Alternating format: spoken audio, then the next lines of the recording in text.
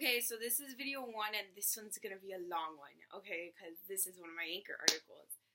And let me put my laptop to charge before we start.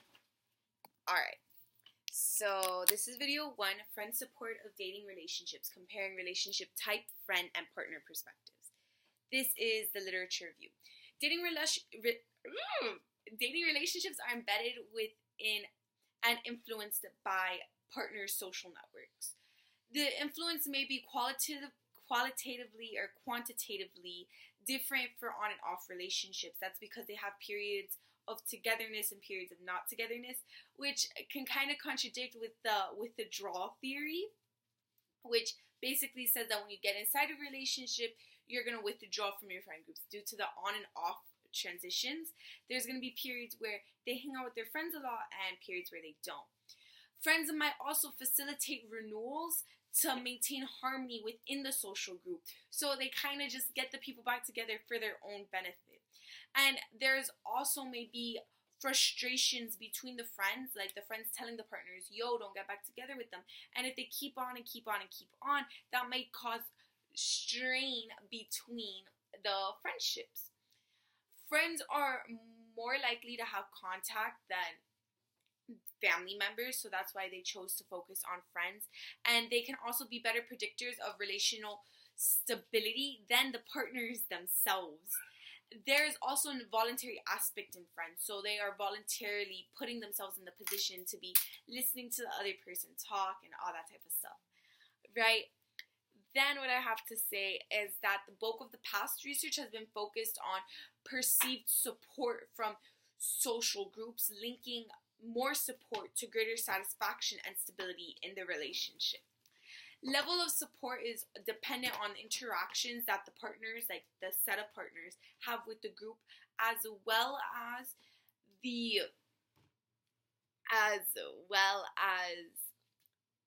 whoa, I know what I was gonna say. Oh, and the conflict within the relationship. So, depending on how much conflict there is in the relationship, would depend on the support that the friends are giving to the relationship, right? So, there is also, I already talked about the didactic withdrawal hypothesis. On and off, again, partners also might call on their friends more frequently, but I already talked about that. And then, on and off partners have less perceived approval from their family and friends than their non-cyclical counterparts. This approval decreases, the amount of renewals increases. That's based off of another study. That was like information they got. I don't know if that was clear. And what this study is putting forth is that on and off partners perceive less support from friends who are the most familiar with their dating relationships than non-cyclical counterparts.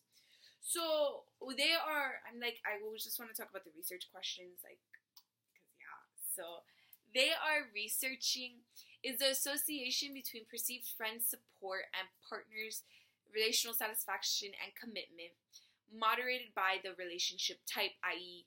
non-cyclical or cyclical. What is the association between relationship type and friend influence on the dating relationship? What is the association between relationship type and communication about the dating relationship with friends?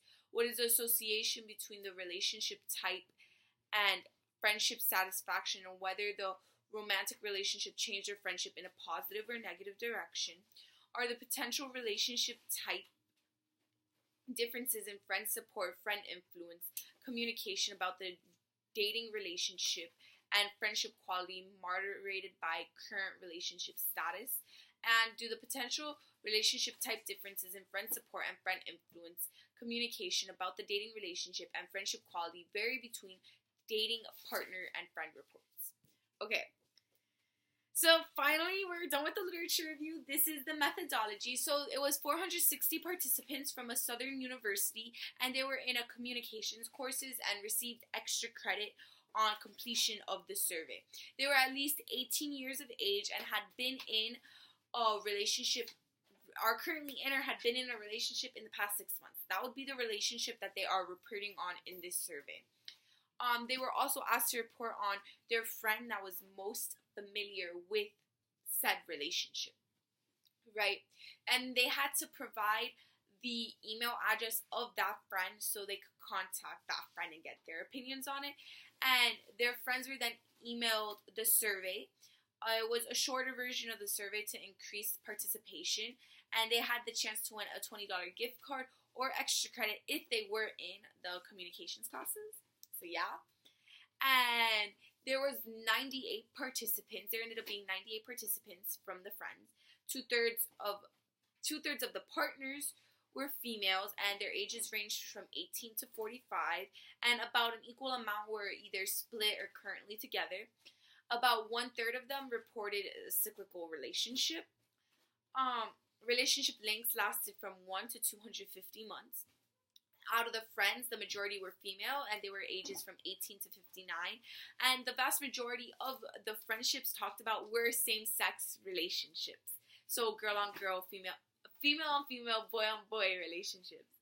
There are 3 factors evaluated on a 7-point Likert scale, which is like strongly disagree to strongly agree.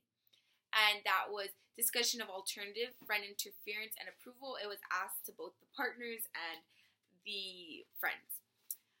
Partners' relationship satisfaction and commitment were assessed on Rosbaugh, Martz, and Agnew's satisfaction and commitment subscales using a 7-point Likert scale. So it was basically questions to find out how committed they were to the relationship and how satisfied they were with the relationship, comparing it to the commitment levels. And communication about the friendship they were asked about their frequency talking to a friend and openness when talking to that friend.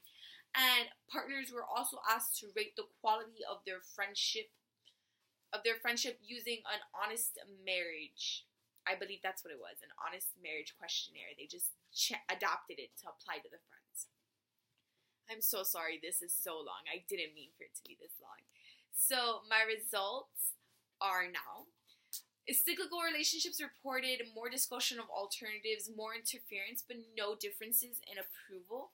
Perceived support was reliant on their current relationship status. So if they were together with their partner, they saw more support. And if they weren't together with their partner, they saw less support. And that was the same thing in on and off relationships, right? The association between support and relational quality did not vary by relational type. And relationships and friend relationship was not associated to commitment. Individuals in on and off relationships did not report significantly different perceived friend influence than individuals in non-cyclical relationships. Communication amongst friends wasn't really affected dependent on relationship type. On and off partners, those who were currently together, reported less positive influence on the friendship than those with dissolved relationships. On and off partners reported more openness in discussing their dating relationships with their friends than the friends of those that were, and that their friends interfered more in that romantic relationship. They also discussed alternatives more frequently than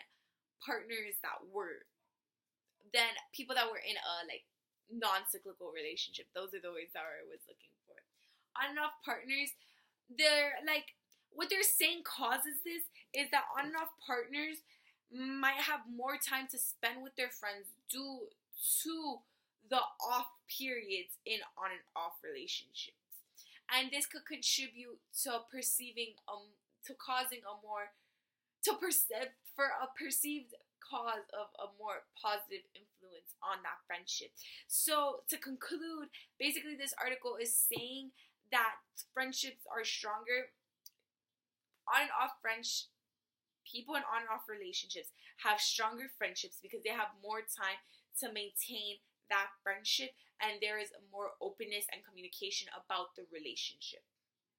So friend support does affect the relationship. And yeah, that's all I have to say. This is a really long video, and I'm sorry. Bye.